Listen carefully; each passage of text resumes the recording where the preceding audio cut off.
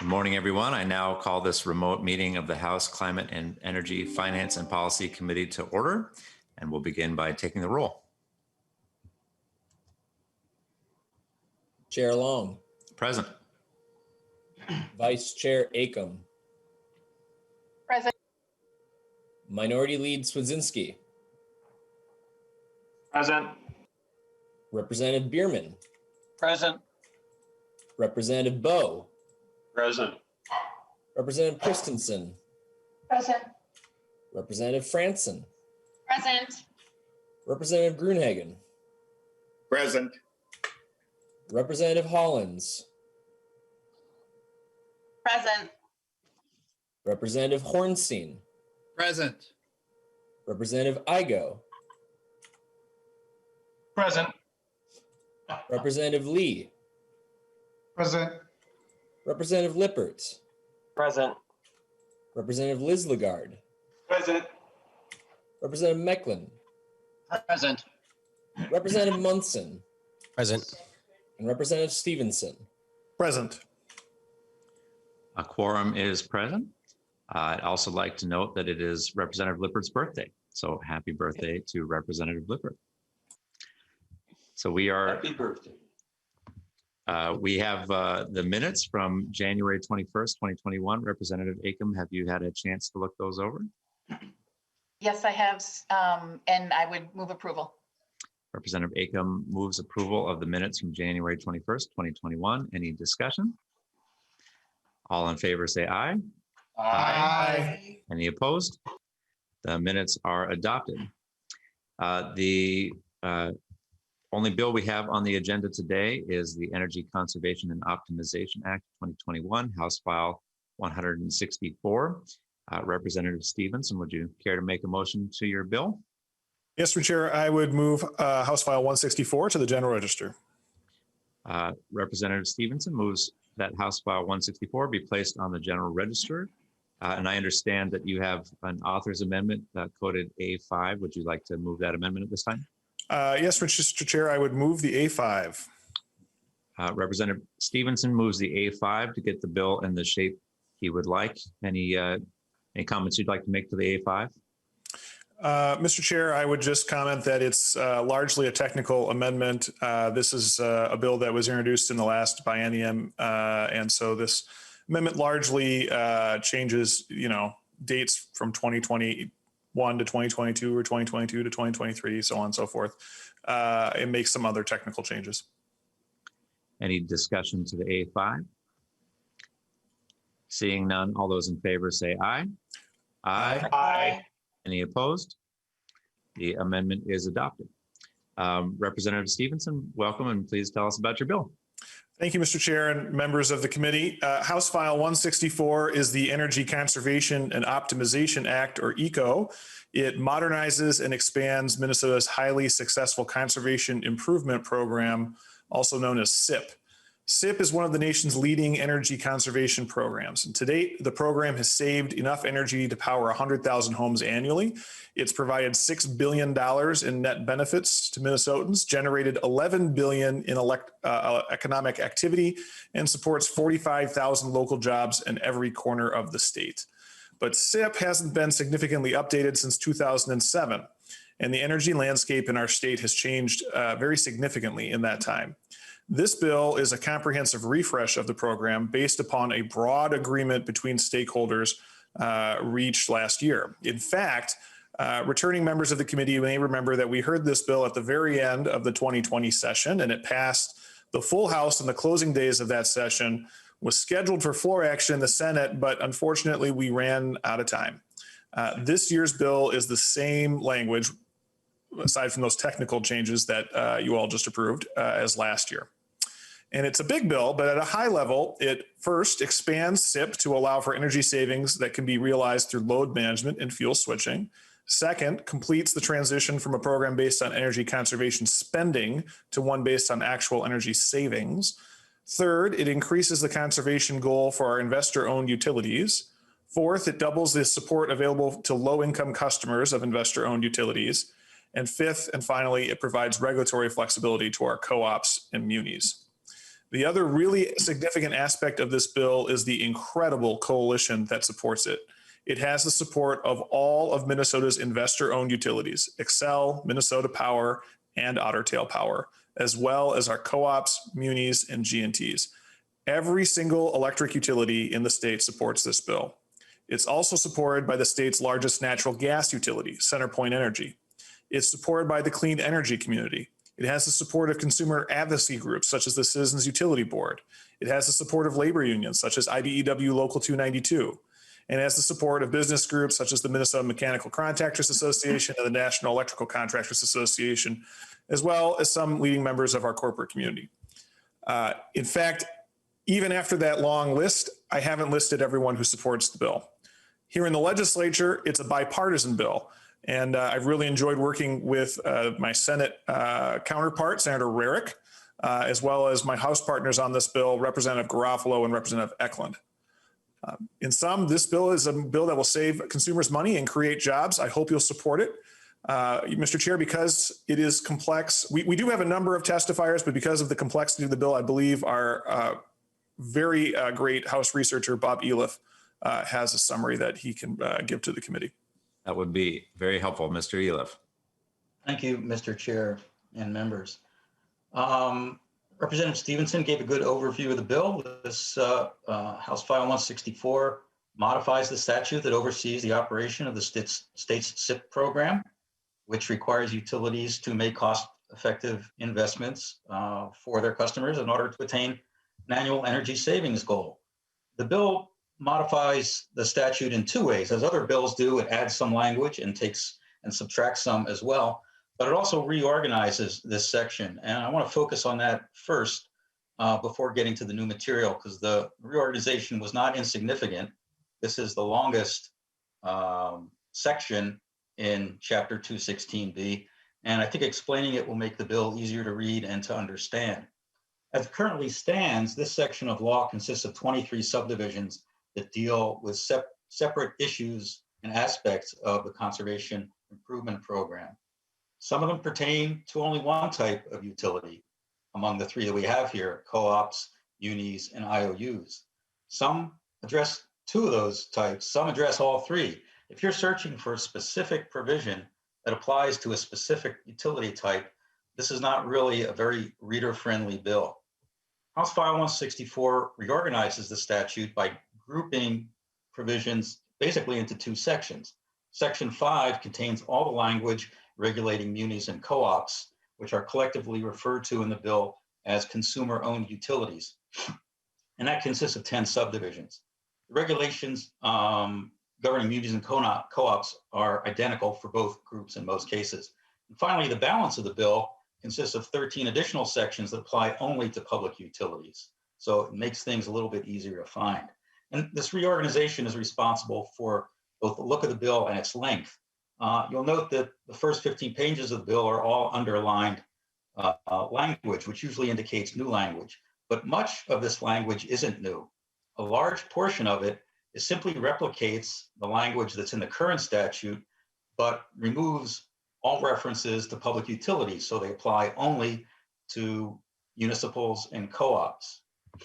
The sections that apply to the IOUs in the new bill is essentially the current statute denuded of all those references to munis and co-ops. So we've got those two parts of the bill with new language sprinkled throughout. And let me turn now to those new provisions of the bill. First, on pages 1 to 2 is section 2, which has nothing to do with SIP at all. It's a new program that allows public utilities to recover costs for investments in what are called innovative clean technologies, which are not widely used now among Minnesota utilities. And a cap is set on the amount of that recovery, $6 million over any 3 years for Xcel Energy and $3 million over the same period for any other public utilities. Section 3 of the bill is also not really SIP related. It contains the state energy savings goals, which is increased from 1.5% a year here to 2.5% a year. It's really in section 5 that the part of the bill that applies to consumer-owned utilities that deals with SIP. The annual required savings goals for consumer-owned utilities are unchanged from current law. It remains at 1.5% per year, at least 1% of which must come from traditional conservation measures, which are termed energy conservation improvements. And under current law, that 1.5% can be lowered by the Department of Commerce. But the bill does provide something new for consumer-owned utilities with respect to energy savings. Another source of energy savings that can be counted towards that 1.5% savings from what is called efficient fuel switching improvements. This is when electricity or natural gas is substituted for a consumer's current fuel. And to qualify as efficient, fuel switching must meet 4 tests. It must reduce overall energy use on a BTU basis. It must reduce greenhouse gas emissions. It must be cost effective. And finally, it must improve the utility's load factor, which is a measurement of the utility's efficiency. Other changes for consumer-owned utilities in this section of the bill are that conservation plans must be submitted to the Public Utilities Commission for approval, not every year as they are now, but for periods up to 3 years.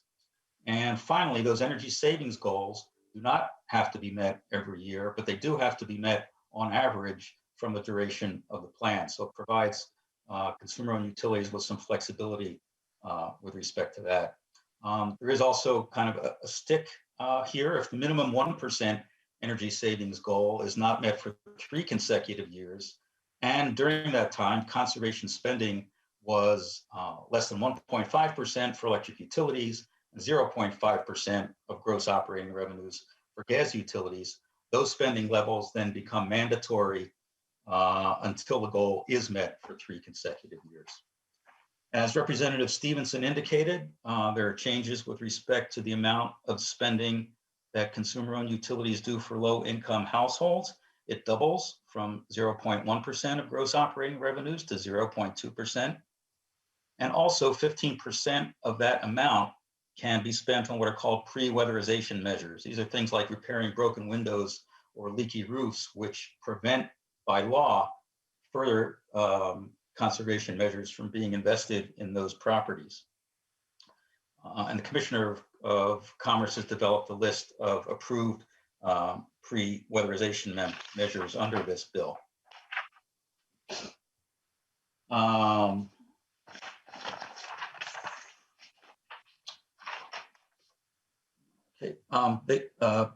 Consumer-owned utilities can also contribute to the pre-weatherization spending by paying into a newly created account whose funds are to be used to remove asbestos insulation from homes. Now turning to public utilities, beginning with section 6 of the bill, the energy savings goals for public utilities does change under this bill. For electric utilities, it increases from 1.5 to 1.75% a year. And for natural gas utilities, it is decreased from 1.5% to 1% each year.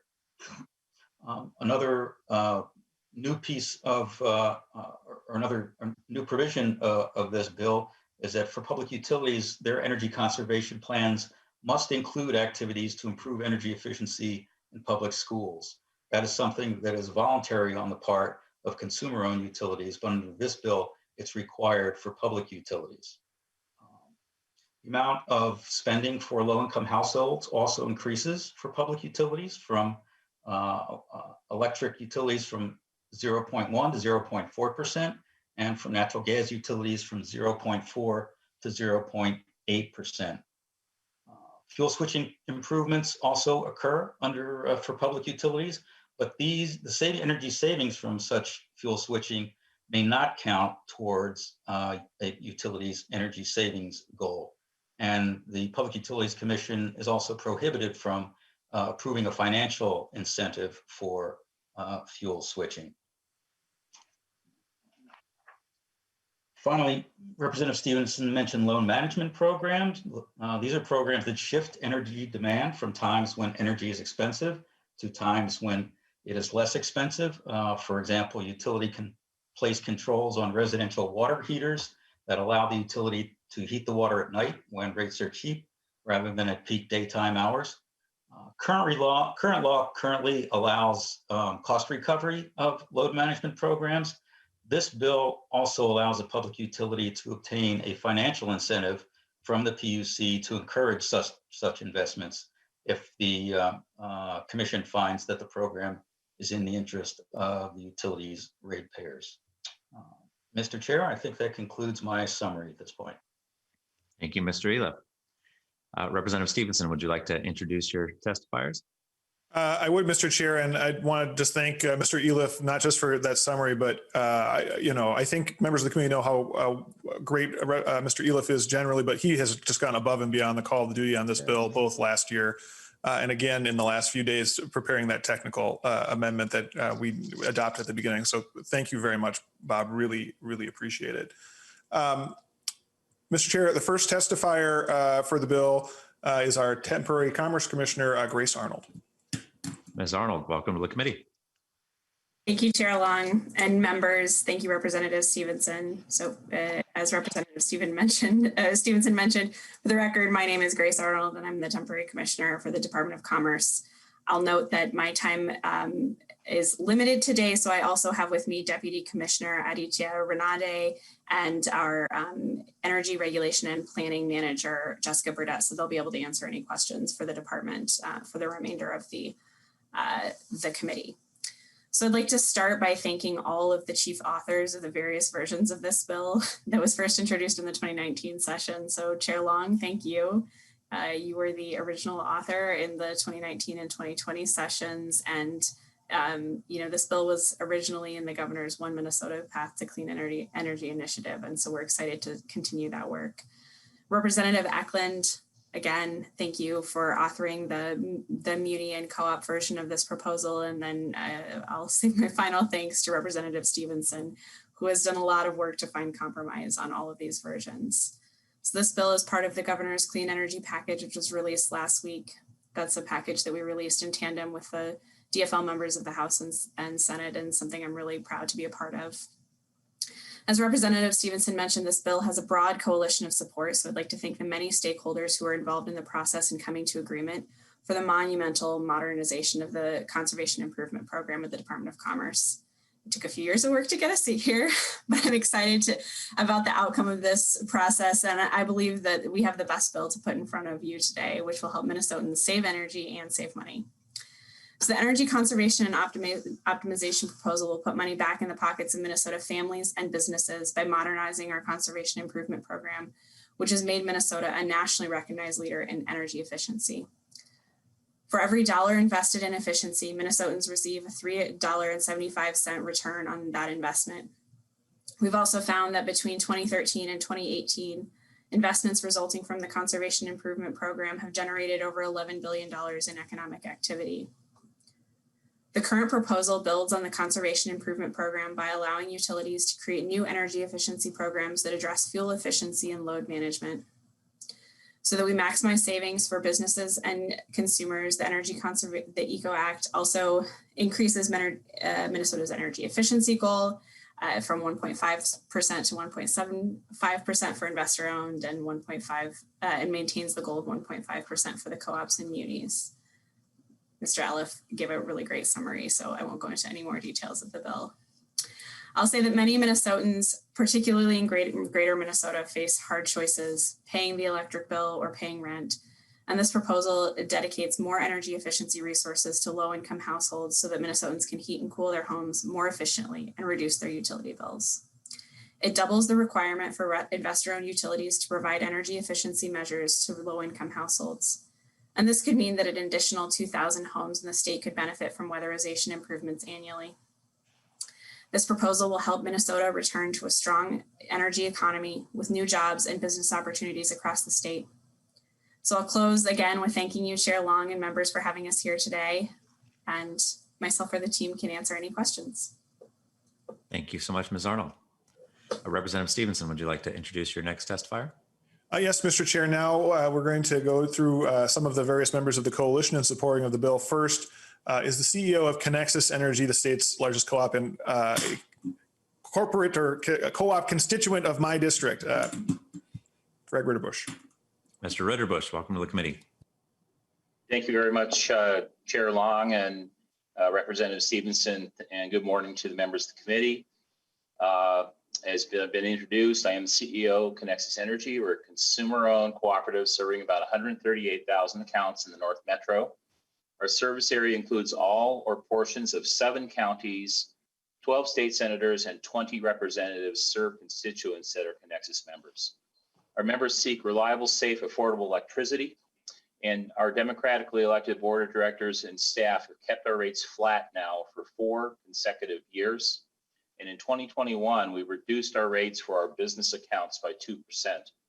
Many efforts contribute to our record, including Minnesota State leadership advancing environmental sustainability, new resources like wind, solar, and battery storage, and rebate programs effected under SIP. This morning, I wholeheartedly speak in favor of House File 164, the ECO Act. This act builds upon the foundational success of Minnesota's SIP program. You might be interested in whether Minnesotans served by Connexus are continuing to seek energy efficiency. And the answer would be yes, definitely. Continuing a long-term trend, in the last 5 years alone, our annual average residential use dropped from 9,200 to 8,900 kilowatt hours per year due to efficiency. Connexus has been active operating SIP-approved programs in compliance or exceeding state objectives. And like all customer-owned utilities, we do not get or need performance incentives. Our sole objective is serving our members. So we all have different perspectives on current times. Few would argue that the energy mix, markets, technologies, and consumers are rapidly evolving. And we support building upon legacy SIP, but importantly, also evolving and modernizing Minnesota's leadership with flexibility, new options to be envisioned under ECO. There are only so many light bulbs and new efficient appliances that electric utilities can incent. We also support the accountable reporting focusing on ECO savings performance rather than managing by a legacy spending mandate. So ECO will increase customer choices by expanding SIP to load management and limited efficient fuel choice options, where we can offer consumers programs that incent efficiency, lower cost, lower carbon. Electric vehicle rates and charging solutions are a prime example. This bill will allow us the flexibility to help EV consumers, and that's an important thing right now, and in so doing meet some of our ECO savings requirement. Before I conclude, let me describe a new program, a market-leading example of something that's not currently enabled under SIP, but would likely fit under ECO. Our market research determined recently strong member interest for new options to save. We created Peak Time Rebate Program. During months where demand pricing from our power supplier is extremely high, we message a day in advance to PTR subscribers and ask them to reduce use during targeted high-cost hours. Move the time you do laundry, bake a cake later, turn off some TVs, anything they wish or nothing at all, completely optional. Our systems calculate the difference in use between recent days and that PTR day where we need the savings. And we pay $1 per kilowatt hour, 7 times our retail rate for consumers that are able to save. Compare that to the SIP LED light bulb rebates that are lower impact to PTR, where consumers get paid for bona fide savings. If you're a bit wonky, this evolving practice is called behavioral demand response. The program is new in our state and region. Our leading 2020 saver, get this, got $162 in bill rebates during the 3 summer months last year. It saves demand, it saves energy, it reduces peak generated, which is commonly fossil-based. It improves load factor and saves grid costs. It pays the consumer for performance. But PTR does not qualify under SIP. It's something that we are doing for our consumers, and we'd like to expand the practice. So cooperatives across Minnesota are known for innovation, and this is just one example of the things that we would like to do that are conservation related. We would share the practice and offer PTR for state programmatic review under the Department of Commerce under the ECO Act should it pass. So let me close by thanking Representative Stephenson as the bill author and this committee for an opportunity to share our support for House File 164. Thank you. Thank you so much, Mr. Ritterbusch. And I just want to commend Connexus on your impressive leadership. A number of us got to visit the solar and battery installation that you have featured as your background, and appreciate your leadership on that and on energy efficiency as well. Representative Stephenson, would you like to take questions as we go, or should we go through the presenters and take questions at the end? I defer entirely to you, Mr. Chair.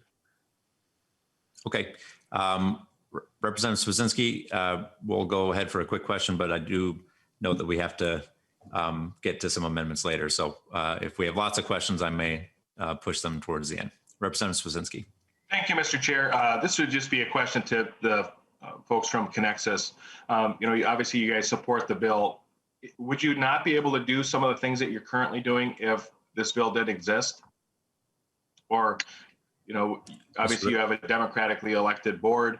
What limits you from doing this if this didn't exist as a statewide mandate? So Representative, Mr. Ritterbusch. Yeah, Representative, we are doing these things, and we're doing them for the reason of benefiting consumers. And our consumers tell us do things that are more sustainable and greener and try to save us money, just don't increase our costs. So we have had that direction from our board to management for years now. And so we are doing those things. In the current SIP program, we have been orienting towards load saving, demand saving things. So if there were not a SIP program at all in the state, we would continue doing things to benefit our consumers. Representative Thank you. Yes, Mr. Chair. Just to follow up, would you support, let's say, this can be hypothetical or not, would you support other cooperatives if they chose not to participate in SIP? Do you think that should be within their rights? Mr. Ritterbusch. So it's definitely a hypothetical, and I will use a line I have used in the past at this committee. When you've met one co-op, you've met one co-op. So my peers out there all are finding different ways. If they're in agricultural areas, they're doing things unique there as opposed to more suburban co-ops, as opposed to co-ops up in the range. So out of respect for the leaders, both on this committee and in our industry, I won't try to guess what they would do, but the fact is, all of them are doing things along conservation programs, and it's unique and keyed to the specifics of their area. Representative Swazinski, was that your questions? Sounds like. Okay, Representative Stephenson. Mr. Chair, the next testifier is Roger Wareheim of the Owatonna Public Utilities. Mr. Wareheim, welcome to the committee. Thank you, Mr. Chair, Representative Stevensons and members of the committee. I am Roger Wareheim, General Manager of Owatonna Public Utilities. OPU is one of the municipal utilities in the state that provides both electricity and natural gas. Our stated mission as a municipal utility is to enrich the quality of life in our community through our customer-focused services. We are not for profit, and so our goal is not to sell as much energy as we can. Our goal is to help our customers, even if this means that it reduces the amount of products we sell. In 2007, when our current SIP laws were put into place, I was our energy conservation officer here at OPU. And we, like many utilities in the state, actually embraced the SIP requirements as a way to fulfill our mission while strengthening our relationships with our customers. A phrase I've heard many times over the years related to SIP is low-hanging fruit. That is that idea that the easy things to get done in terms of energy conservation, the most economical things get done first, and then at some point it becomes harder and harder to meet your energy conservation goals that you have to meet each year. But we found that low-hanging fruit kept getting delayed because of primarily new technologies.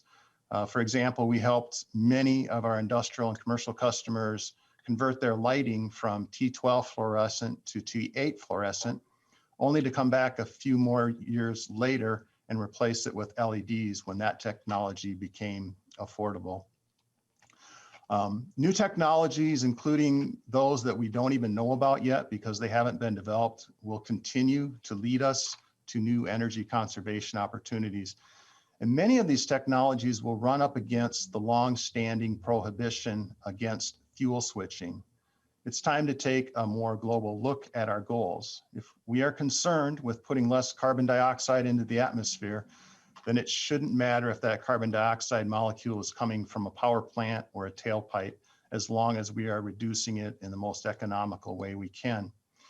Fuel switching is probably the most controversial part of this proposed legislation. However, it is also probably the most important aspects in terms of modernizing our approach so that we can continue to find additional ways to live our lives with a smaller impact on the environment. I do understand why the propane, oil, and gas industries may feel threatened by this legislation and have concerns that it will impact their sales and their profits. I know my representative did not support the bill last year because he felt it pitted electricity companies against the propane and oil interests. And certainly the individual interests are important, and those representing the utility side of things have been working with other industries to ease their concerns as best we can. Still, U.S. public policymakers have to consider what is best for society overall.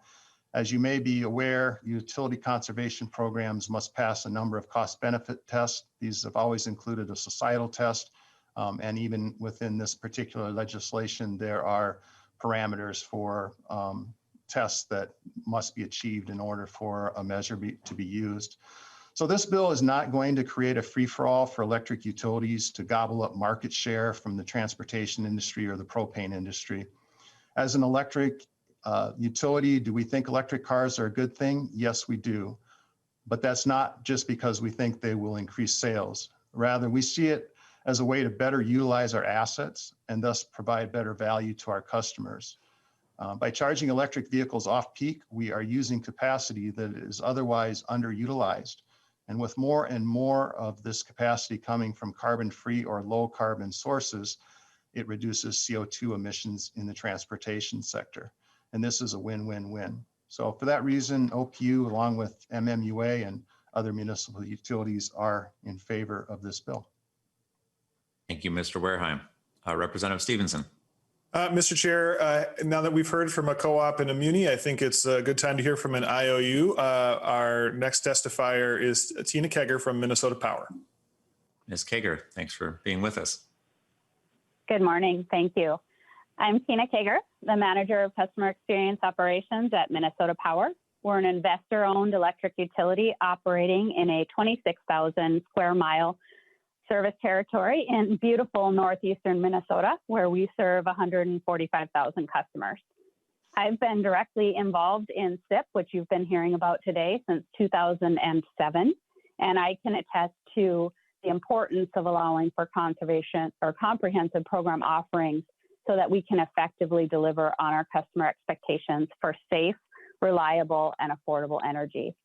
Our 2019 program results marked a decade of Minnesota Power exceeding the state energy conservation goal of 1.5%, all while maintaining the lowest average residential rates in the state and delivering nearly 80% of our energy savings with our business customers. We are the first Minnesota utility to deliver 50% renewable energy to our customers, and we view energy efficiency, load management, and beneficial electrification as important elements in providing essential services to our communities, homes, and businesses, both in the midst of energy transition and as we navigate through a pandemic reality and the related economic impacts together. Today, I speak in favor of the ECO Act. It builds on the strong foundation, which you've been hearing about today, that's established in SIP, while updating statute to better align with today's technologies and customer expectations, which is really foundational to all of these programs.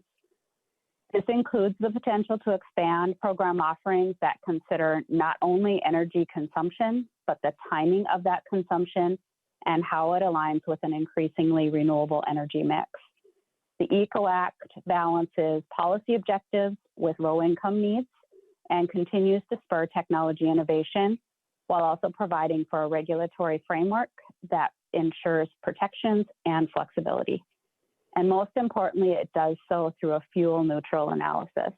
These criteria were described in detail in the introduction and are in lines 30.16 to 30.27. If a current fuel source is deemed cleaner or cheaper, then these criteria will bear that out. It's actually the current policy which lacks a fuel neutral approach within the SIP framework that creates winners and losers among our customers today. In our view, advances with technologies for all fuel types are something we would anticipate customers will consider when making their unique investment decisions. This proposal is not in conflict with classic conservation and energy efficiency offerings, which will continue to be offered to customers to ensure this vital component of the program remains a bedrock.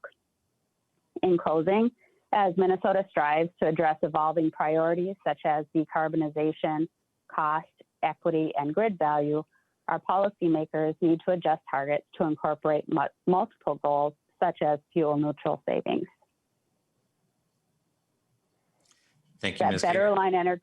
Oh, sorry, Excuse me. I was Go not ahead. quite done. I just paused. That better align with efficiency programs, electrification, and greenhouse gas reductions. Minnesota, as you've heard today, has a rich history of strong efficiency programs and policies, placing us in the top 10 on the ACEEE scorecard for 13 of the last 14 years. That speaks to the national benchmarking that we were talking about earlier. And you've certainly heard or read about the tremendous benefits of SIP, including job creation, cost savings, and carbon emissions. The ECO Act seeks to build on that success with important adjustments to align with those multiple policy objectives, and that to that end, it has our support. Thank you to Representative Stephenson as bill author, this committee, and the many supporters who have thoughtfully collaborated on the ECO Act, House File 164. That concludes my comments. Thank you, Ms. Kager. Representative Stephenson. Well, Mr. Chair, the committee's heard from the agency that administers the program and the representatives of the utilities that participate in the program. I think it's good for the community to hear the consumer perspective now. And so I'm pleased that our next testifier is Annie Levinson-Falk of the Citizens Utility Board. Ms. Levinson-Falk, welcome to the committee.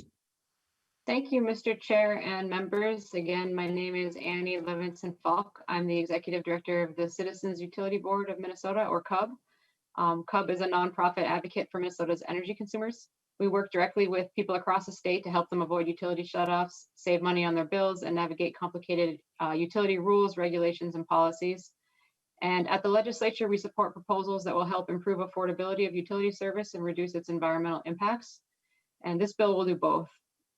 CUB staff frequently refers people to their utilities energy conservation programs in order to reduce their bills on a permanent basis.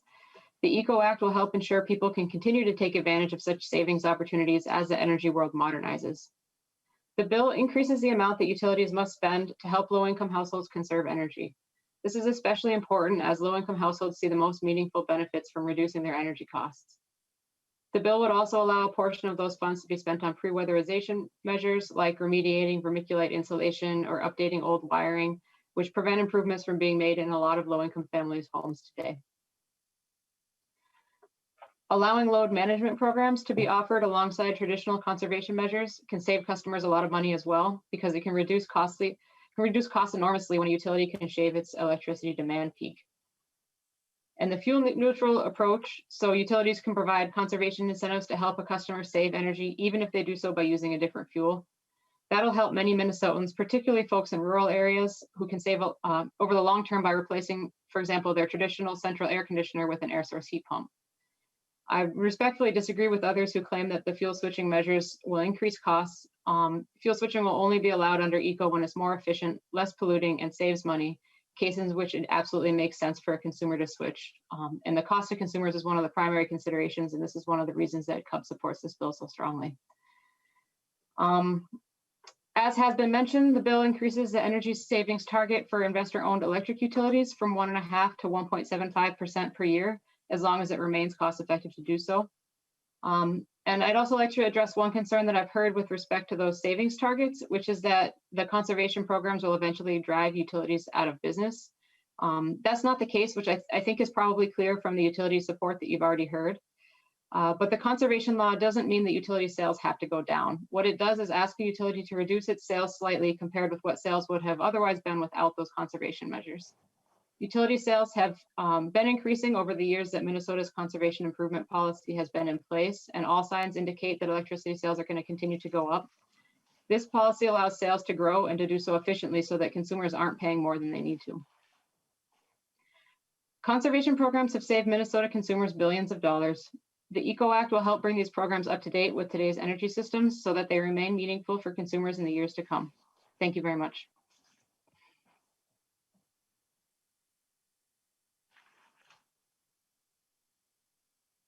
Thank you, Ms. Levinson-Falk. Representative Stephenson.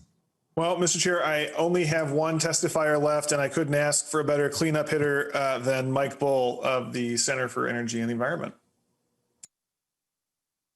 Thank you, Mr. Chair, members of the committee, Representative Stephenson.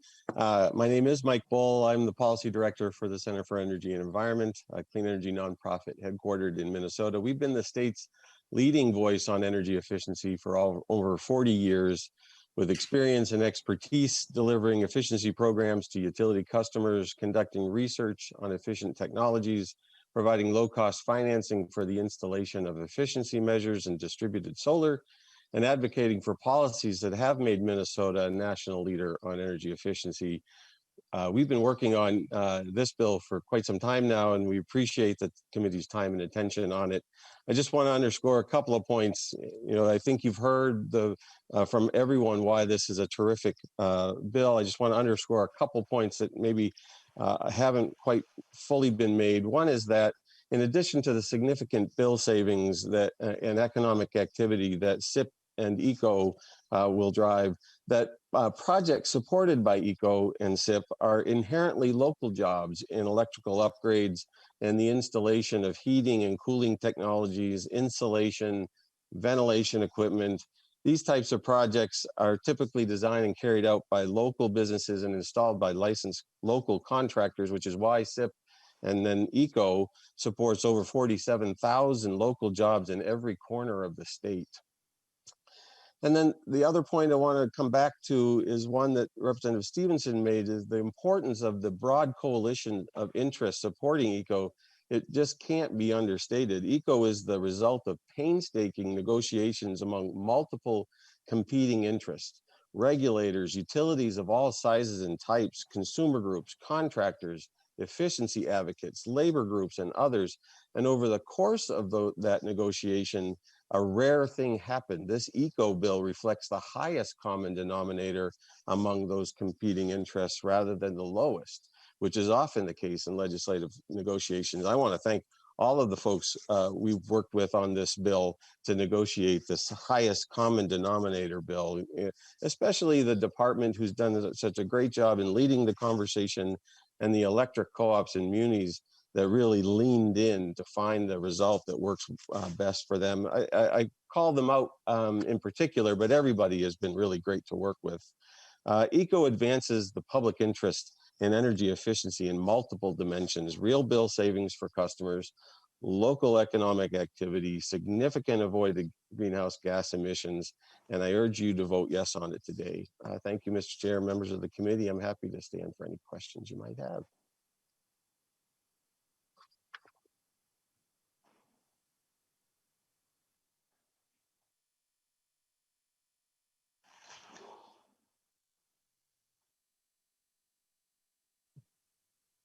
Did we lose Chair Long? There he is.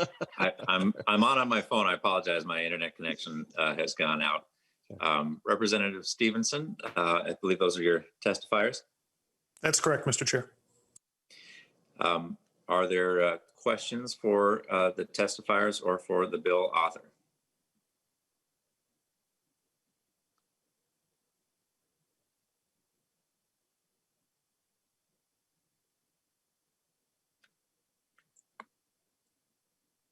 I'm not seeing any on my phone. So Mr. we will. Chair. Representative Mecklen. I apologize. I'm trying to find my hand button, but I couldn't find it fast enough before you moved on. I do have a question. I do have a question probably for the bill author or maybe one of the representatives from the utility companies. On page 2, line 8, it talks about an investment for anybody, a utility of more than 200,000 of not more than $6 million over 3 consecutive years. Oh, you just did a 180 there, sorry.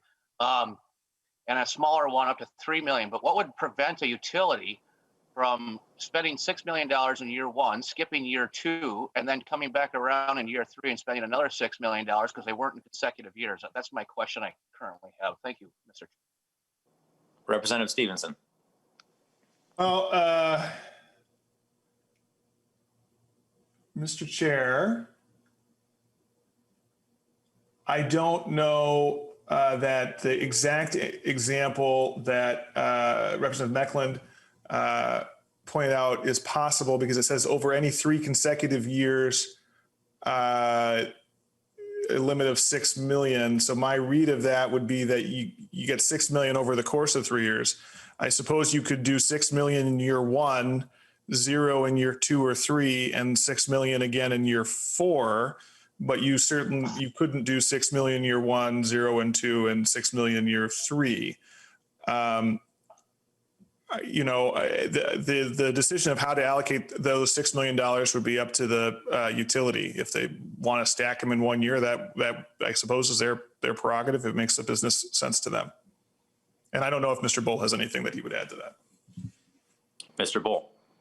Mr. Chair, Representative Stephenson, Representative Stephenson's reading of the provision that Representative Macklin referenced is my reading of that as well. Is that it's the $6 million is bounded by those 3 years. It doesn't have to be spent consecutive, but it can't be more than 6 million in any 3-year period. Mr. Chair. Representative Mecklen. And I understand both of your points. However, the fact that it says any 3 consecutive years, which means if you spend 6 million in year 1, you spend nothing in year 2, those 3 years consecutively start over on year 2 or year 3, however you want to look at it, because it then carries forward. I mean, perhaps it should be written a little cleaner, but that was my interpretation of it. I've heard it from others as well. So just my 2 cents worth. But thank you for your clarification. Representative Gruenhagen. Oh, thank you, Mr. Chair. Yeah, I've gotten quite a few letters from people who are opposed to it. One in my local district, the Blanco Co-op Association, and they use the word vehement opposition. Now, it would have been nice to have a couple of testifiers from the chamber and also those who oppose, so we could have a balanced approach. But that at this point, it's probably a little bit late. But they Representative Gruenhagen will be taking public testimony in a minute. We're just doing questions for the bill author and for his testifiers. All right.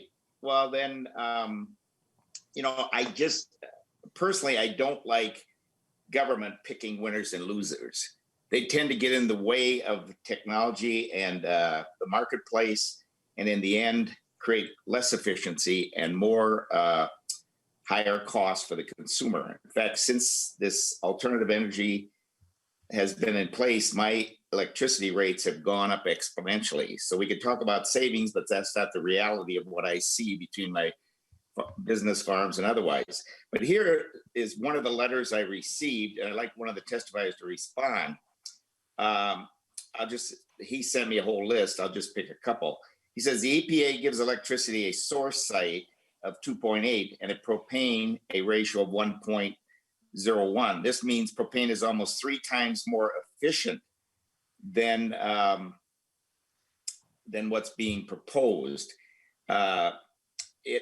And they go on to say this will increase the cost of energy for Minnesotans in rural districts, which is what we have seen in the past through ratepayer increases. I understand some of the goals in the bill, but if you'd respond to that about the, I know one of the testifiers denied there's going to be a rate increase, but it looks like it's one of the major concerns for the people I'm hearing from, and also the efficiency of propane. It's much more efficient in terms of generating, whatever requirement there is compared to the alternative, even according to the EPA. Representative Stephenson. Well, Mr. Chair, Representative Gruenhagen, first, I just want to make an observation that you were talking about rate increases. And one thing that's always important in this committee to understand is the difference between rates and bills. And just because your rate might be going up, if you're consuming less electricity, your bill might go down. And so that's just an important lens, not just for this bill, but for a lot of legislation that we consider in this committee, to understand, to keep in mind that there's a pretty profound difference between rates and bills. Representative Gruenhagen, your comment was about how you don't like bills that pick winners and losers. Well, then you should love this bill, because it doesn't pick winners and losers at all. It provides additional flexibility to co-ops and sets a fuel neutral criteria based on efficiency and cost to judge the projects that would be considered under the bill.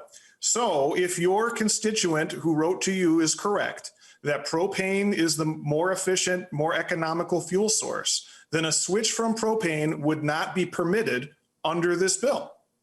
The bill does not pick winners and losers. There's no evidence that rates will go up. And I hope in light of that I've earned your support. Representative Gruenhagen. Oh, thank you. Yeah, and I appreciate the response. However, I was told so many times before that all these alternatives are going to be more efficient, more cost efficient, everything else, and the opposite is just true. It seems to be true. So, I mean, I got a hard time swallowing some of this stuff because of the past experience on the alternatives, and it's just gone right across the board. And also in terms of let them, we had testimony from the last committee that the marketplace has done more to reduce CO2.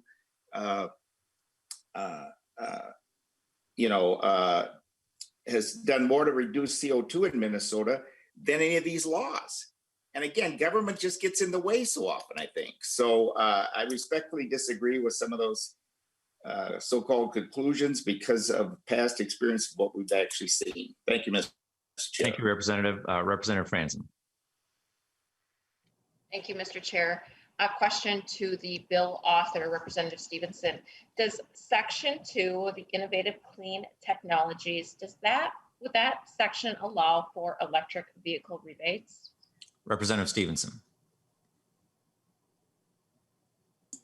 Mr. Chair, Representative Franzen, I don't believe so, but I am going to punt actually to Mr. Bull. I think that before I do, I'm going to, at the risk of making a fool of myself, I think that if you look at the beginning, it talks about definitions for innovative clean technology, talks about technology that's not widely deployed in the utility industry. And I'm not sure if EVs would qualify for that, but I'll ask Mr. Bull to comment. Mr. Bull. Mr. Chair, Representative Stephenson, and Representative Franzen, that's my read as well. It's not intended for that kind of purpose. It's more intended as one of the examples that we've heard from one of the utilities is that it would be for it's called a hydrolyzer. They're interested in figuring out how to turn electricity into hydrogen that could be used in multiple ways to replace, for example, the use of natural gas on a system. So it's or the idea behind this section is the innovation and deployment of new technologies that not EVs to see if there are ways to that could be beneficial to customers as well as cleaner to the system. Representative Franzen. Follow-up question. Would it allow for installing stations or charging stations to be put in homes, garages? Representative Stephenson. Mr. Chair, Representative Franzen, I kind of give the same answer. I don't believe so. Again, if you look at line 1.17, one of the criteria under that section is it has to be not widely deployed by the utility industry. And I don't think EV charging equipment qualify. Representative Franson. Thank you, Mr. Chair. How would you define then wildly deployed? So electric vehicle rebates are not currently widely deployed by utilities. So would that not qualify? And if not, by your definition, is it possible to the bill author that we strengthen the language in this bill before it hits or when it hits the floor? Representative Stephenson, and then we'll have to go to public testimony. Representative Stephenson. Mr. Chair, Representative Franson, well, a rebate isn't technology, so I'm not sure a rebate, but the question is where the technology is widely deployed. Admittedly, that's not, down to the T specific, the standard of widely deployed, but that's why we have a Public Utilities Commission to interpret and apply these rules. As to your question about whether the language could be strengthened, I'm certainly open to suggestion, would be happy to work with you on that between now and when the bill hits the floor. Okay, that sounds great. Thank you. So we had one member of the public sign up for testimony, and that is Mr. Dave Wager. Mr. Wager, welcome to the committee. Thank you. I am Dave Wager. I'm the Executive Director of the Minnesota Propane Association. And I'm here in support of all of our members to oppose this legislation. This is an anti-propane marketplace disruptor designed to prefer one industry over another. In addition to the fact that the state should not be interfering with commerce and picking winners, we strongly oppose fuel switching from propane to electricity. It would increase the use of fossil fuels and greenhouse gas emissions because approximately 75% of Minnesota electricity is produced from non-renewables, according to the Environmental Protection Agency. It would increase the electrical load on the grid greater than the amount of electricity that's trying to be produced by renewables. It's going to increase the cost of energy for rural Minnesota, as Representative Grunhagen already referred to. That's also going to increase ratepayer charges. Rural Minnesota has a great need for energy choice and diversity to ensure the reliable and affordable energy that they need. Propane provides this and also reduces energy consumption and emissions. As earlier referred to, the EPA gives electricity a site source ratio of 2.8 and propane 1.01. Again, propane is almost 3 times more efficient. Some other things that haven't been discussed that surely should be at some point, according to Mark Mills at the Manhattan Institute, a single electric car battery weighs about 1,000 pounds. Manufacturing this car battery requires mining in over 50,000 pounds of raw materials. According to the United Nations Conference on Trade and Development, reserves of the raw materials for batteries are highly concentrated in a few countries. Nearly 50% of the cobalt reserves are in the Dominican Republic of the Congo. 58% of lithium reserves are in Chile. 80% of natural graphite reserves are in China, Brazil, and Turkey, while 75% of manganese reserves are in Australia, South Africa, and the Ukraine. According to UNICEF, up to 40,000 children work in mines in the Dominican Republic of the Congo in extremely dangerous conditions. In Chile, lithium mines in the Salar de Uyuni region use 65% of the water in that region where the mining is taking place, which is already one of the driest deserts in the world. So we're looking at groundwater depletion and pollution, environmental degradation, landscape damage, and soil contamination are all caused by mining needed materials. According to the Department of Energy, they recently released a report on home energy sources. They forecast the representative average energy costs of 5 residential energy sources, including electricity, natural gas, heating oil, propane, and kerosene. They found that electricity to be the highest cost of energy for households. The energy cost of propane was $18.81 per million BTUs, less than half of that of electricity, which they have at $38.28 per million BTUs. And also, according to the Department of Energy, propane isn't just more efficient and affordable electricity, it's also cleaner. Propane produces 43% fewer greenhouse gas emissions than using the equivalent amount of electricity generated from the grid. In closing, this legislation lacks clear goals and definitions and will drastically favor an increased consumption program for electric utilities, disproportionately harming low-income consumers and harming Minnesota's rural economy.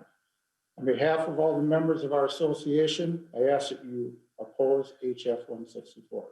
Thank you. Thank you, Mr. Wager. Looks like we have one question for you, Representative Igo. Thank you, Mr. Chair. I guess my question is of Mr. Wager here, and it kind of goes along with what you're already talking about. I represent District 5B, which makes up Itasca and Cass counties. So you cannot drive down any county road without seeing a propane tank or a fuel oil tank in someone's yard. And that is because of reliability, right? So my question for you would be, could you talk more about how, we transition to more of electrifying the heating sources in our rural state? How can we count on that being reliable, I guess, especially we've had a very mild winter. I know of people that are already trying to heat their homes in my district with electric baseboard heat and such, and have electric bills that are north of $600 and $700 already. So my question to you would be, could you just expand more on the reliability that propane and fuel oils offer rural Minnesotans? Mr. Wager.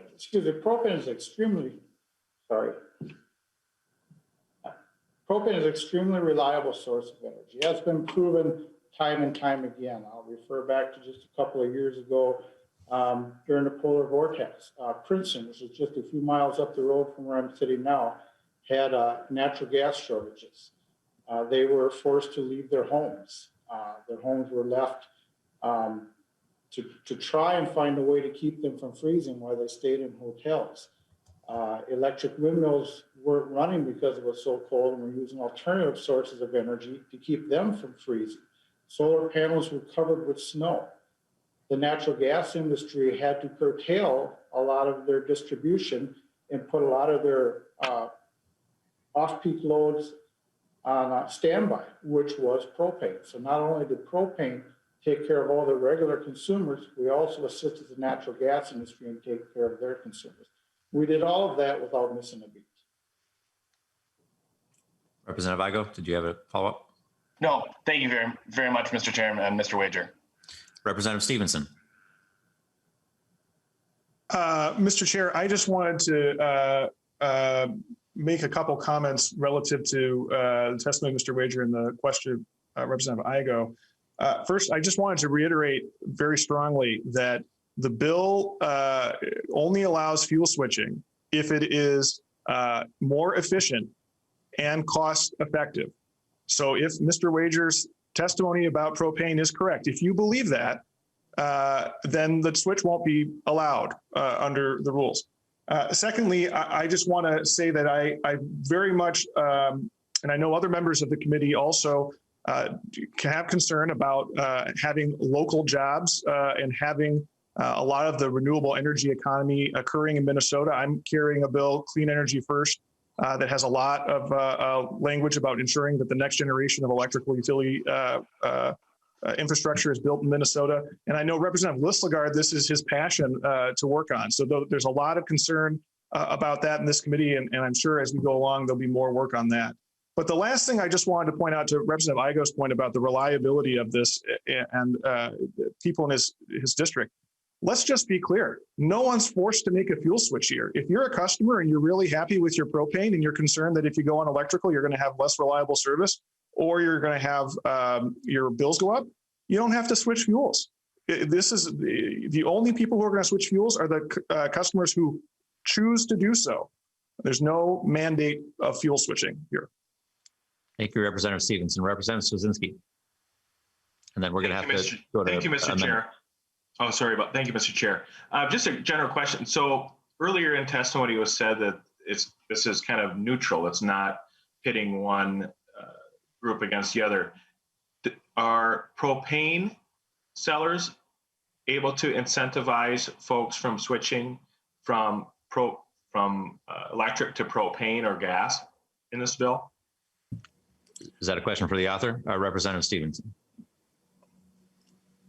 Well, I can answer it, Mr. Chair, I think. Again, and I might ask Ms. Burdette to comment from the Department of Commerce, but I think the answer is propane is not a regulated utility the same way that electric utilities are. A propane company can offer whatever rebates and discounts that they want to under existing law, but I don't know if Ms. Burdette or Mr. Bull would have a different answer.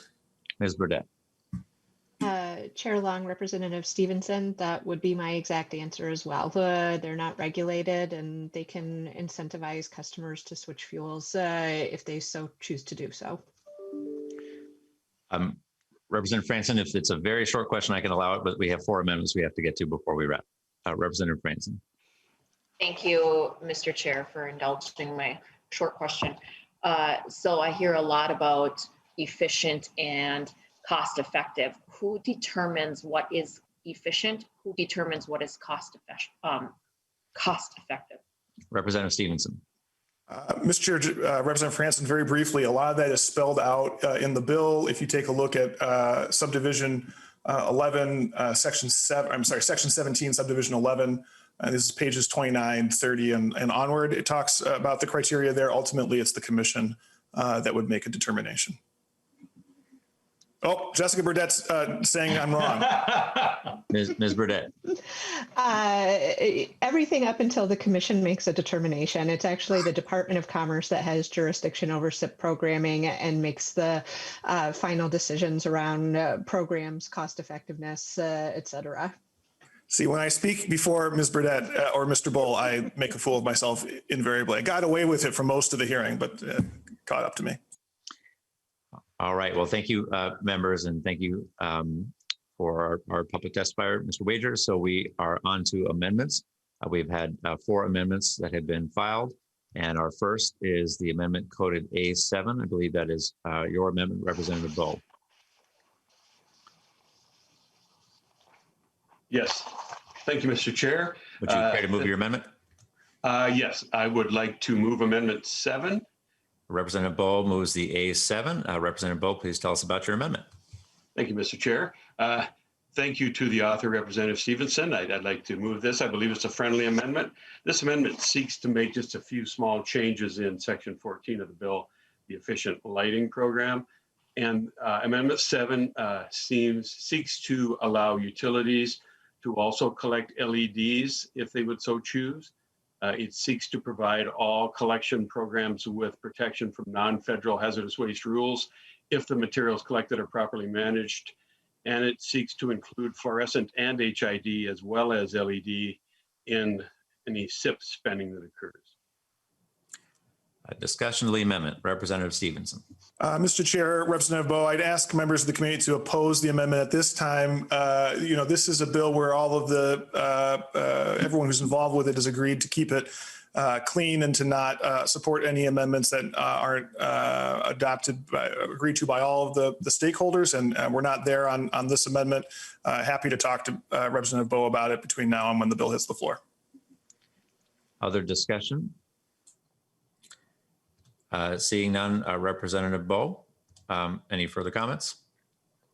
No, I was going to have a little bit more in this just to make sure that we were not losing the ability to seek reimbursement by local government units that are involved in collection with fluorescent and HID. It wasn't clearly spelled out, but I think by using the term spent bulbs, that should not be an issue. So I would just ask for a yes vote. I think that, making sure that fluorescents and HID are allowed in SIP spending and allowing utilities to collect LEDs if they so choose, which kind of is not allowed without this amendment. I would encourage a yes vote, but I will certainly look forward to talking with the author further as well. So thank you. Thank you, Representative Bowe. All in favor of the A7 amendment, say aye. Aye. All opposed, no. No. The noes have it. The amendment is not adopted. We next have an amendment coded A1. Who would like to offer the A1 amendment? Mr. Chair, Rep. Swazinski would like to offer that amendment, and I would move the A1 amendment. Representative Swazinski moves the A1. Representative Swazinski, please tell us about your amendment. Yes, thank you, Mr. Chair. This amendment is pretty straightforward. I think some of the indigestion that I would say is pretty prevalent is whenever we try to move goals. We've heard from a lot of the utilities saying, well, we've already reaching this. We're a lot of doing these on our own. But there's a big difference between, when you set a goal, oftentimes it's going to be turning into a mandate. And I'm exceptionally concerned about that and what that's going to potentially mean. Obviously we don't want to tie the hand of future legislatures, but we also don't want to tie the hand of business going out in the future. And so when we set goals like this, it sounds fun and soft and cozy, but sooner or later someone's going to come along and force this issue. And sometimes it's not going to work as well for some, and some it works just fine. But this simply just, I think, softens the language of the bill in a way that it makes it a bit more palatable for those across the line. And I would just ask folks to really consider this as a friendly amendment to the bill. And I'd ask for a roll call. It moves the efficiency goal from 2.5 to back to 1.5%. Representative Swedzinski has asked for a roll call. Any discussion to the amendment? Representative Stephenson. Mr. Chair, am I unmuted? Yes, I am. Mr. Chair, I would ask members to oppose this amendment. The goal in question, which is just a goal, has been in place since at least 2007, could be before, and hasn't turned into a mandate. It is reflects the state's desire to cumulatively reduce energy use. It doesn't fall just on our electric and gas utilities, and I think it's good to move it up to 2.5%. So I would ask members to oppose it. I don't see further discussion to the amendment. The roll call having been requested, the clerk will take the roll and the chair votes no. Vice Chair Acom. No. Minority Leader Swedzinski. Yes. Representative Bierman. No. Representative Bowe. Yes. Representative Christensen. No. Representative Franson. Yes. Representative Grunhagen. Yes. Representative Hollins. No. Representative Hornstein. No. Representative Igo. Yes. Representative Lee. No. Representative Lippertz. No. Representative Lislagard. No. Representative Mecklen. Yes. Representative Munson. Aye. Representative Stevenson. No.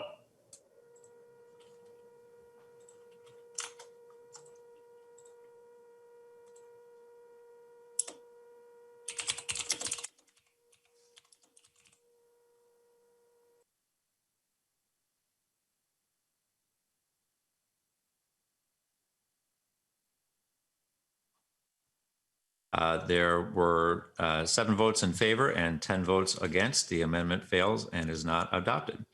Next, we have the A2 amendment. Is there somebody who would like to move the A2? Yes, Mr. Chair. Rep. Swedzinski moves the A2 amendment. Representative Swedzinski moves the A2. Please tell us about your amendment. Thank you, Mr. Chair, members. This amendment is also kind of along the same lines. In the bill, we see an increase from 1.5 to 1.75% for the SIP mandate. This kind of closely resembles the first amendment. This would simply, I think, massage the bill, I think, to make it a bit more palatable to folks. I know we've heard from utilities that say, hey, we're already surpassing 1.5, sometimes higher. It's difficult. But I think it's wise. I mean, I would have soon allow these businesses to potentially allow them to chart their own course. If it's 3, let them do 3, but if it's 0, let them do 0. I think we have some opportunity here to not force these costs potentially onto their customers. And, I feel that this bill would be much better served to get rid of the mandates and to at least minimize the amount of mandates that's in it. And so I would ask for a roll call on the A2 amendment. A roll call has been requested. Discussion to the A2 amendment. Representative Stephenson. Mr. Chair, I'd ask members of the committee to vote no on this amendment. Energy conservation saves consumers money, and all of the IUs have made clear that they will not be increasing rates as a result of this legislation. I'd also note the bill moves the target from 1.5% to 1.75%. In 2018, the actual energy savings which is the most recent year that I have data for, the Excel's number was 2.35, Minnesota Power was 2.6, and Otter Tail was at 4.21. So this is about moving up the floor. I think it's a very modest step forward in light of what our IUs are able to do. Any further discussion? Seeing none, roll call having been requested, the clerk will take the roll and the chair votes no. Vice Chair Acom. No. Minority Leader Swazinski. Aye. Representative Bierman. No. Representative Bowe. Bowe votes aye. Representative Christensen. No. Representative Franson. Franson votes yes. Representative Grunhagen. Yes. Representative Hollins. No. Representative Hornstein. No. Representative Igo. Yes. Representative Lee. No. Representative Lippert. No. Representative Lislegard. No. Representative Meckland. Yes. Representative Munson. Sorry, aye. Representative Stephenson. No. There being 7 votes in favor and 10 votes opposed, the amendment is not agreed to and not adopted. We have one final amendment, the A3 amendment. Who would like to move the A3? Thank you, Mr. Chair. That's mine as well. Representative Swazinski. I move the A3 amendment. Representative Swazinski moves the A3 amendment. Representative Swazinski. Yeah, so this amendment, I really think really puts the focus on the cost effectiveness as those things are considered from the perspective of the ratepayers. I think we all understand that these bills, we do have some ratepayer subsidization across the market. And the reason for that is because of higher electrical rates. And, it's, those things are moved around and so that everyone else pays more. I think we should be, as we're looking at this, what is the real perspective? And, we keep hearing that this will save ratepayers money, but people's bills continue to get higher and they use less electricity. So I think we should be writing into this. That's not what this amendment potentially does, but it does address the fact that people's electrical bills are going up and the bill should mandate that they go down or at least stay the same if we're told that this saves costs. Thank you. Representative Stephenson. Mr. Chair, I'd ask members to oppose this amendment. I'm a little puzzled. Representative Swazinski said he thinks the focus should be on cost effectiveness, but this amendment actually gets rid of the cost effectiveness test in the bill. So that's reason enough to oppose it from my standpoint. The test that it would put into place includes variables that I'm not sure we should be focusing on, including lost utility revenue, which from a consumer perspective, I'm not sure is beneficial. I think the existing language is best. I think it focuses on cost savings. And I just remind members of the committee that energy conservation saves consumers money. Any further discussion to the amendment? Hearing none, all those in favor say aye. Aye. All those opposed say no. No. No. The noes have it and the amendment is not adopted. Those are the amendments that were filed before the committee. And so we'll take closing comments on the bill. Is there any closing remarks or discussion for the bill before we turn to the author? As amended. Seeing none, Representative Stephenson, your closing Oh, comments. sir, Mr. Representative Franson. Yeah, actually, I do have some questions, if you don't mind. Sorry, I cannot figure out how to do the raise hand. So I have a few questions if the bill author would indulge. Representative Franson. Thank you. So my first question, what is the bill's limit on how much a utility could charge its customers for fuel switching programs? Representative Stephenson. Mr. Chair, Representative Franson, fuel switching programs in order to qualify under the bill have to be cost efficient. They have to save money and they have to be more efficient.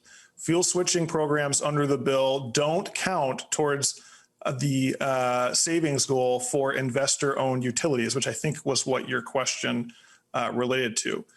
Investor-owned utilities are permitted to engage in fuel switching, but it doesn't count towards their goal. So those are the bounds of the bill, unless I'm missing something. And I don't know, I saw Mr. Bull nod, and I can't tell if he was nodding because I'm not missing anything or because I am missing something. So I'll let Mr. Bull see if there's something that I'm missing. Mr. Bull. Nope. Mr. Chair, Representative Franson, Representative Stevenson, you're not missing anything. It's the oversight, it's the technical criteria that's listed in the bill for efficient fuel switching. They have to meet those. They have to show to the department that those technical criteria are met. And that especially the cost effectiveness, that's the bound on that. Representative Franson. Right, but the Department of Commerce then makes that decision, right? So what is the limit on how much money can be recovered from ratepayers for fuel switching?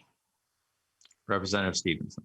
Well, again, Mr. Chair, Representative Franson, the fuel switch has to be cost effective. It has to save consumers money. Representative Franson. I just don't feel like I'm getting the answer. So if I were to switch, if I were to do the fuel switching myself, right? How much, is there a limit on how much my bill could go up? Or any, let's just think about the middle class person, right? How much would their bill technically go up? Representative Stephenson, and this will have to be our last question before we go to our vote. And Mr. Chair, Representative Franson, and I'm happy to talk further with you about this, and I'm sure Ms. Burdette or Mr. Bull would also be happy to talk to you further about this. But again, the bill has to save, the switch has to save money. It has to be cost effective. Thank you for your questions, Representative Franson. Representative Stephenson, did you have closing comments you would like to make to your bill? Mr. Chair, members of the committee, I think we've had a great discussion of the bill. I'll just say it's a good bill. You should vote for it because energy efficiency saves money and creates jobs. Thank you, Representative Stephenson. And I will just add that this bill has been said, been a long time in the works from a really wide range of stakeholders, and energy policy is often a very contentious area with lots of different points of view, but I think you're going to be hard pressed to find as broad a coalition in support of energy legislation as you have behind this bill. And I just want to thank the many stakeholders who have spent many hours working towards agreement on this legislation. It's a good piece of legislation that I think will provide some needed flexibility and help advance our energy efficiency goals as a state. Representative Stephenson, would you like to renew your motion? Chair, I renew my motion to move House File 164 to the General Register. Representative Stephenson renews his motion that House File 164 as amended be placed on the General Register. The clerk will take the roll and the chair votes aye. Vice Chair Acom. Aye. Minority Leader Swedzinski. No. Representative Bierman. Aye. Representative Bowe. No. Representative Christensen. Aye. Representative Franson. No. Representative Grunhagen. No. Representative Hollins. Aye. Representative Hornstein. Aye. Representative Igo. No. Representative Lee. Aye. Representative Lippertz. Aye. Representative Lislegard. Aye. Representative Meckland. No. Representative Munson. No. Representative Stevenson. Aye. There being 10 ayes and 7 nays, the motion prevails and the bill is passed. Congratulations, Representative Stephenson. We have a couple of quick announcements for members. There are 2 opportunities for members of this committee to participate in other committees this week, and our committee administrator has sent those out. Tomorrow, the Preventive Health Committee is having a hearing specifically focused on the health impacts of climate change, and all members of this committee are welcome to join if you're not already a member of that committee. And then on Friday, Chair Lee and myself are jointly hosting a hearing between the Climate and Energy Committee and the Capital Investment Committee. Chair Lee, would you like to give us a preview of that hearing? Thank you, Mr. Chair. So on Friday, we'll be having expert from the University of Minnesota come and talk about the impact of climate into our infrastructure. And so we'll just leave it at that, Mr. Chair, and I encourage all members to attend on Friday. So hopefully we will have a good turnout for our hearing on Friday, and appreciate that it's not one of our normal hearing times, but this is, I think, a unique opportunity to hear from some terrific testifiers on issues that are relevant to our committee. And is there anything else from members before we adjourn? Seeing nothing, then thank you all very much. Our next meeting is Thursday, January 28th at 10:30 a.m. and this remote meeting is adjourned.